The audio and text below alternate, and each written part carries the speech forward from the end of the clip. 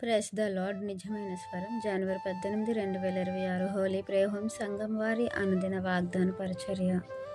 నీవు నా మందిరము మీద అధికారివై నా ఆవరణములను కాపాడువాడు అగుదువు. జకర్యా గ్రంథము 3వ అధ్యాయము 7వ వచనము.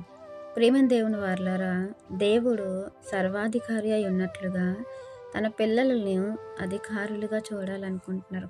అది ఈ లోక అధికారం అయితే కాదు, కానీ దేవుడు తన యొక్క అధికారం ఎలాంటిదైతే ఉందో అలాగే తన పిల్లలు కూడా సర్వాధికారులుగానే ఉండాలని అనుకుంటారు.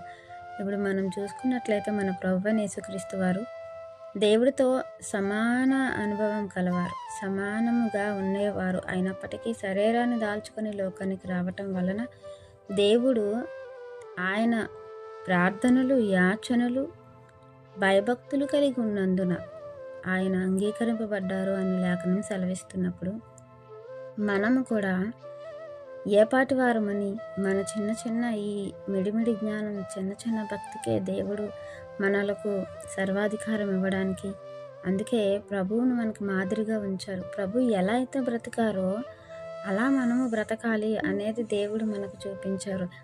ప్రభు అలా ఉన్నందున, భయభక్తులు కలిగి ఉన్నందున అంగీకరింపబడ్డారు, సర్వాధికారం ఇవ్వబడింది అని మనకు తెలుసు.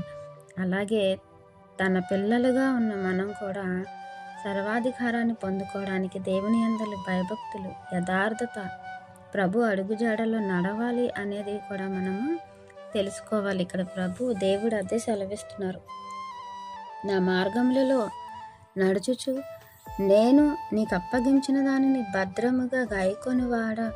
ఎవరైతే అలా ఉంటారో వారికే అధికారాన్ని ఇస్తారు. మనమైతే దేవుని దృష్టికి వెళ్ళాలని ఏ కార్యము చేయము, కానీ మనుషుల దృష్టికి వెళ్ళాలని సత్క్రియలు చేస్తూ ఉంటాం. కానీ దేవుని దృష్టికి వెళ్ళే సత్క్రియలు అనేకమైన ఉన్నాయి. అవి చేసినప్పుడే దేవుడు మనకు అధికారాన్ని ఇస్తారు. మనంతలో మనం అధికారులుగా, మనంతలో మనం అధికారాన్ని పొందుకునే బదులు దేవుడు మనకు అధికారాన్ని ఇస్తే అది మన జీవితానికి ఎంతో అద్భుతంగా ఉంటుంది, అది శాశ్వతమైనదిగా ఉంటుంది. కాబట్టి ప్రియమైన దేవుని వారలారా, దేవుడు మనకిచ్చే అధికారం అనేది చాలా గొప్పది, శ్రేష్టమైనది, విలువైనది.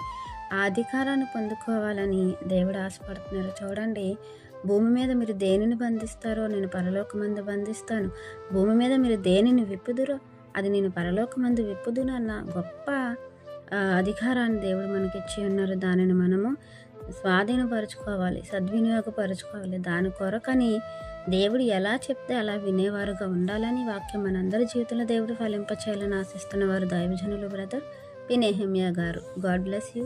ఆమేన్.